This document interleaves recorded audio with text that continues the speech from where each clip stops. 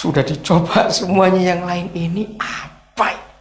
Dia noleh kiri, noleh kanan, ada nggak tuan rumah ini? Dia rasa aman nggak ada, pelan-pelan dia intip. Apa di tengah? Begitu dibuka, tikusnya lompat. Dia, istrinya, 3 anaknya teriak semuanya. Wah, makanan terhampur semua. Nah, begitu dor ribut, pendeta keluar. Nah, ternyata bukan cuma gara-gara Adam, gara-gara kamu juga rusak semua. Nangkep kan ilustrasi ini? Saya dapat itu betul juga. Sederhana kunci disiplin itu. Kalau dikatakan tidak, ya lakukan tidak. Kok nggak ada yang ngamen? Tapi itulah manusia. Maka itu kita ini harus didisiplin. Coba renungkan kata-katanya. Kalau saya berkata begini, jangan mikir sepatu. Apa yang saudara pikir? Nah, malah sepatu. Itulah manusia. Dibilang jangan kok malah dibikin. Itulah bukti bahwa kita itu harus didisiplin. Kalau binatang enggak. Mereka itu kalau enggak lapar, mau dikasih makanannya yang mereka sukai pun, jawab dimakan enggak? Kan dicium terus pergi. Kalau kita, minta ampun dah. Kenyang pun masih bisa makan. Itulah manusia. Maka itu kita perlu didisiplin dalam segala hal. Untuk kita melatih. Sederhana sekali pemikiran ini. Saudara, lambung kita, yaitu seperti balon yang bisa melar. Ya. Jadi lambung kita akan volumenya itu akan sesuai dengan rutinitas makanan yang kita masukkan ke dalam. Jadi misalnya kalau kita mendisiplin diri kita setiap hari hanya makan segini, walaupun 3 kali tapi jatah segini saja, maka lambung kita ukurannya segini itu tadi. Apa yang kita masukkan. Jadi kalau orang sudah mendisiplin dirinya untuk berkata cukup dengan apa yang dia makan, maka lambungnya pun akan berkata itu cukup. Jadi orang makan banyak atau sedikit itu tidak ditentukan dia rakus atau tidak. Tidak. Yang menentukan adalah disiplin dirinya bagaimana. Lambung yang biasanya ukurannya kecil karena sekian bulan, sekian tahun kita mengisi lambung kita dengan seukuran segitu. Maka suatu hari ada perubahan pola makan. Kita isi 2 kali dari normal setiap kali makan. Maka lambung kita akan berubah volumenya jadi 2 kali dari ukuran normal. Nangkep maksud ini? Karena disiplin kita langgar. Ini manusia. Saudara mendisiplin diri, pokoknya aku bangun jam 5 pagi dan tidurku nggak boleh lewat jam 11. Itu kita atur begitu rupa. Maka jam tubuh kita akan otomatis terdisiplin. Bangunnya mesti jam 5. Dan tidurnya pasti nggak lewat jam 11. Kalau itu kita kerjakan rutin, kita mendisiplin, akan seperti itu tubuh kita. Binatang nggak perlu itu.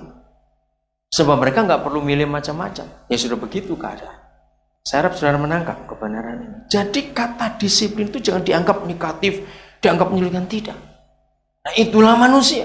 Mengapa firman Tuhan begitu jelas menunjukkan kegagalan-kegagalan orang yang melanggar disiplin itu dan akibatnya fatal. Ingat loh, kata terkutuk itu jangan dianggap enteng. Mengerikan sekali. Contoh kedua, Abraham.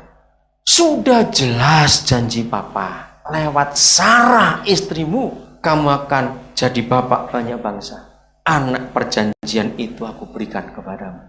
Jelas bukan janjinya lewat istrimu, Sarah. Nah suatu hari nggak tahu Sarah ini mimpi apa, kerasukan roh apa, bisa usul pada suaminya, Pak mungkin Tuhan lupa, aku sudah setua ini, kamu juga sudah tua, bagaimana punya anak, itulah ada babu nganggur itu. Kenapa Abraham nggak ngomong tegas? Ingat kutuknya ada sampai hari ini. 2 anak dari 1 papa dan 2 mama itu ribut sampai hari ini. Kutuknya ada sampai hari ini. Betul? Mengerikan sekali. Nah, kalau kita berkata disiplin, jangan bilang soal hukumannya. Karena itu tadi yang saya katakan dari awal, bahwa kata disiplin dalam kehidupan kita itu sudah konotasinya sudah identik dengan hukuman. Betul tidak? Begitu dengar kata disiplin, yang muncul pasti hukuman. Apa ini? Jangan. Lebih baik kita mikirkan akibatnya. Karena kalau kita mikirkan hukumannya, itu liciknya manusia. Pasti kita bisa cari alternatif. Tapi kalau kita mikirkan akibatnya dari pelanggaran disiplin itu, beda nggak saudara? Antara mikir hukumannya dengan mikir akibatnya, beda nggak? Coba jawab pertanyaan. Beda. Nah, dari contoh-contoh yang ada, pelanggaran disiplin itu akibatnya fatal sekali, mengerikan, hancur. Nah, kalau kita lihat akibatnya, pasti kita akan berpikir lain. Ternyata di disiplin itu baik. Jadi dua contoh yang kita lihat dalam perjanjian lama, yaitu Adam dan Abraham. Sederhana sekali, hanya berkata iya atas kata tidak dari Tuhan. Kalau cuma berkata iya atas kata tidak, jangan makan buah itu, ya, jangan ambil istri lain dari istrimu. Kalau mereka dua berkata ya, dunia nggak seperti ini. Tapi kenapa Papa membiarkan? Tadi karena pilihan kita yang salah dalam hidup. Maka kesimpulannya dari dua kisah ini, dengar semua kita laki-laki. Ternyata makhluk paling rakus sedunia itu namanya laki-laki. Katakan amin, laki-laki, kita harus ngakui. Bayangkan buah setaman segede itu. Wow, Taman Eden gak tahu berapa ratus kalinya kebun raya Bogor itu. Belum habis dinikmati. Masa dilarang satu aja gak mau?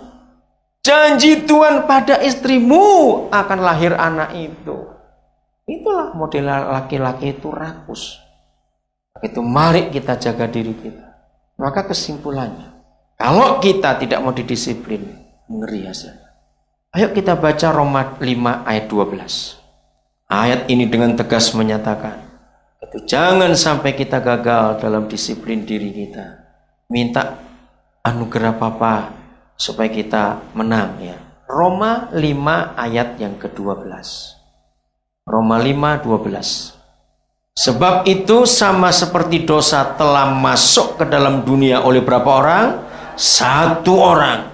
Dan oleh dosa itu juga maut masih ikut masuk ke dalam dunia.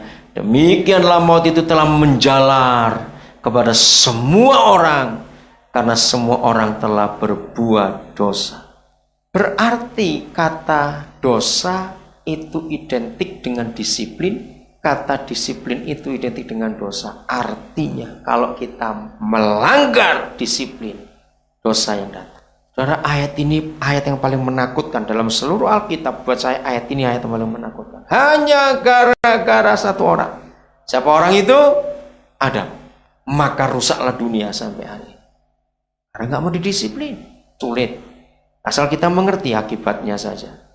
Inilah definisi dosa yang paling jelas dalam seluruh Alkitab. Saya tidak ketemu definisi dosa sejelas ini dalam Alkitab. Ini nggak mau didisiplin. Apa sih dosa itu? Kalau saya ditanya orang, nggak usah sampai jauh-jauh menerang. Oh begini, nggak usah terlalu panjang. Inilah dosa. Kita sekalian sesat seperti domba. Masing-masing kita mengambil jalannya sendiri. Tetapi Yahweh telah menimpakan kepadanya kejahatan kita sekalian. Apa itu dosa? Ternyata sama, tidak mau didisiplin. Apa bentuk tidak mau didisiplin pada ayat ini? Karena masing-masing kita bagaimana? Memilih, mengambil, memutuskan. Jadi pilihan lagi yang terjadi. Apa yang kita putuskan sendiri? Apa yang kita pilih? Jalan kita sendiri. Mengapa Tuhan Yesus nggak berkata, kamu kucing-kucingku? Kenapa dia berkata kamu domba-dombaku? Siapa bisa jawab? Saya kasih permen. Kenapa dia nggak berkata kamu kucing-kucingku, tapi dia berkata kamu domba-dombaku? Ayo jawab. Nggak usah panjang-panjang, jawabnya gampang. Domba bisa sesat, kucing nggak bisa, dah gitu saja. Betul nggak? Kucing itu nggak pernah sesat. Mereka itu binatang pintar dan hebat sekali. Siapa pernah jengkel dengan kucing? Kan kita orang Asia punya kepercayaan jangan bunuh kucing. Takut kualat, tapi nggak ada apa-apanya itu. Kenapa kita harus takut?